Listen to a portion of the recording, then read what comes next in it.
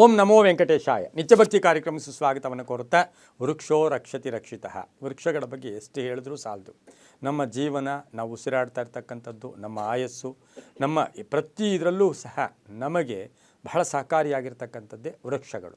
ಅಂತಹ ವೃಕ್ಷಗಳು ಮನೆಯ ಗೋಡೆಯ ಮೇಲೆ ಆಗ್ಬೋದು, ಅಥವಾ ಮನೆಯ ಕಾಂಪೌಂಡ್ಗಳಲ್ಲಾಗ್ಬೋದು, ಅಥವಾ ಮನೆಯ ಚಾವಣಿಯ ಮೇಲೆ ಬರ್ತಕ್ಕಂತಹ ಕೆಲವೊಂದು, ಎಲ್ಲ ಗಿಡಗಳು ಅಲ್ಲ, ಎಲ್ಲ ವೃಕ್ಷಗಳು ಅಲ್ಲ, ಎಲ್ಲ ವೃಕ್ಷಗಳನ್ನು ನಾವು ನಾವು ತೆಗಿತಾ ಇರ್ತೀವಿ. ಆದರೆ ಕೆಲವು ವೃಕ್ಷಗಳು ಚಾವಣಿ ಆಗ್ಬೋದು, ಗೋಡೆ ಆಗ್ಬೋದು, ಕಾಂಪೌಂಡ್ ಆಗ್ಬೋದು, ಇಲ್ಲಿ ಬಂದಾಗ ಅದರ ಫಲ ಏನು, ಅದರ ವಿಶೇಷತೆಗಳೇನು, ಅದು ಶುಭವ ಅಶುಭವ ಅಂತಕ್ಕಂಥದ್ದನ್ನು ನಾವು ಇವತ್ತಿಂದ ತಿಳ್ಕೊಬೇಕು. ಅದರಲ್ಲೂ ಕೂಡ ಬಹಳ ವಿಶೇಷವಾಗಿ ಪ್ರಾಶಸ್ತ್ಯ ಕೊಡ್ತಕ್ಕಂಥದ್ದೇ ಅಶ್ವತ್ಥ ವೃಕ್ಷ. ಈ ಅಶ್ವತ್ಥ ವೃಕ್ಷವು ವಾಸ್ತು ಪ್ರಕಾರ ಗೋಡೆ ಆಗ್ಬೋದು, ಚಾವಣಿ ಆಗ್ಬೋದು, ಕಾಂಪೌಂಡ್ ಆಗ್ಬೋದು, ಅಶ್ವತ್ಥ ವೃಕ್ಷ ತಾನಾಗಿಯೇ ಬೆಳೆದರೆ, ನಾವೆಷ್ಟೋ ಸರಿ ಹಳೆಯ ಮನೆಗಳ ಹತ್ರ ನೋಡ್ತಾ ಇರ್ತೀವಿ, ಬಿದ್ದೋಗಿರೋ ಮನೆಗಳಾಗ್ಬೋದು, ಅರ್ಧಂಬರ್ಧ ಆಗಿರೋ ಮನೆಗಳಾಗ್ಬೋದು, ಅಥವಾ ಅರ್ಧ ಗೋಡೆ ಆಗಿ ಇರ್ತಕ್ಕಂಥದ್ದು. ತುಂಬ ವರ್ಷಗಳ ಮನೆಗಳಲ್ಲಿ ಅನೇಕ ಮರಗಳು ಬೆಳೆದಿದ್ದರೂ ಸಹ ಈ ಅಶ್ವತ್ಥ ವೃಕ್ಷ ಆ ಕಾಂಪೌಂಡಿನ ಒಂದು ಹತ್ತಿರ, ಕಾಂಪೌಂಡಲ್ಲಿ ಬೆಳೆದಿರೋದು, ಅಥವಾ ಮನೆಯಲ್ಲಿ ಗೋಡೆಗಳ ಒಳಗಡೆಯಿಂದ ಬಂದಿರತಕ್ಕಂಥದ್ದು, ಇದನ್ನೆಲ್ಲ ನಾವು ಗಮನಿಸಿರ್ತೀವಿ.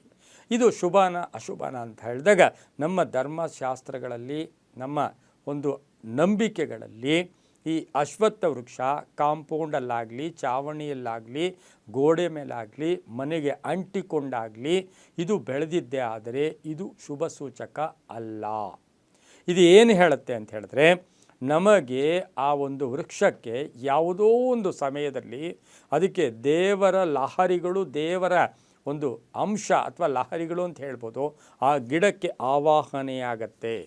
ಆ ಆವಾಹನೆಯಾದಾಗ ನಾವು ಸಂಸಾರಿಗಳಾಗಿ ನಾವು ಜೀವನ ನಿರ್ವಹಣೆ ಮಾಡ್ತಾ ಒಂದು ಮನೆಯಲ್ಲಿದ್ದಾಗ ಆ ಎನರ್ಜಿಯನ್ನು, ಆ ಶಕ್ತಿಯನ್ನು ತಡ್ಕೋಬೇಕು ಅಂದರೆ ನಾವು ಸದಾ ಪೂಜೆ, ಸದಾ ಆಚರಣೆ, ಹಾಗೆ ಸದಾ ಶುದ್ಧವಾಗಿ ಇದ್ದಿದ್ದೇ ಆದರೆ ಅದು ಕೆಲವು ಸಾರಿ ಅದು ಶುಭ. ಆದರೆ ಎಲ್ಲವನ್ನೂ ಅದೇ ಕರೆಕ್ಟಾಗಿರೋಕ್ಕೆ ಸಾಧ್ಯತೆ ಇಲ್ಲ.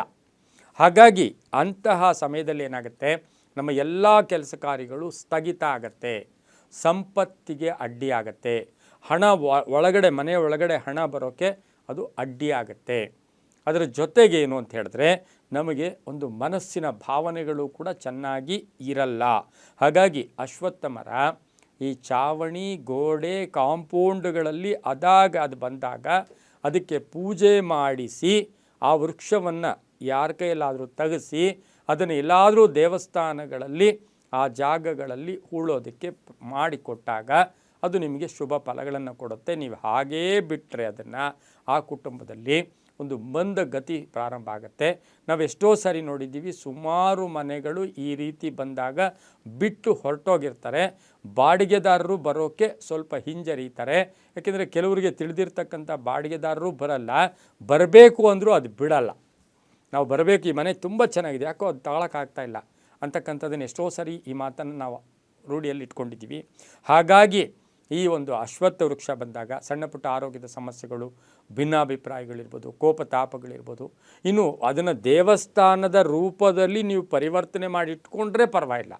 ಆದರೆ ತ್ರಿಕಾಲ ಪೂಜೆ ಆಗಬೇಕು, ಅದರಲ್ಲಿ ಒಂದು ವಿಶೇಷವಾದ ಅಂಶ ಯಾವುದೋ ಒಂದು ಸಮಯದಲ್ಲಿ ಆ ಅಂಶ ಅದರಲ್ಲಿ ಬಂದು ಸೇರಿಕೊಂಡಾಗ ಆ ಮನೆಗೆ ಆ ಶಕ್ತಿ ಕೂಡ ಆಗೋದಿಲ್ಲ. ಹಾಗಾಗಿ ಇದೇ ರೀತಿ ನೋಡೋಕೆ ಹೋದಾಗ ಬೇವಿನ ಮರ ಇರ್ಬೋದು, ನಿಂಬೆ ಮರನೂ ಅಷ್ಟೇ, ಅದು ಎಲ್ಲೋ ಒಂದು ಕಡೆ ಗೋಡೆಗಳಲ್ಲಿ, ಚಾವಣಿ ಮೇಲೆ ಅಥವಾ ಕಾಂಪೌಂಡಲ್ಲಿ ಬಂದಾಗ ಅದು ಕೂಡ ಅಷ್ಟು ಶುಭ ಫಲಗಳನ್ನು ಕೊಡೋದಿಲ್ಲ.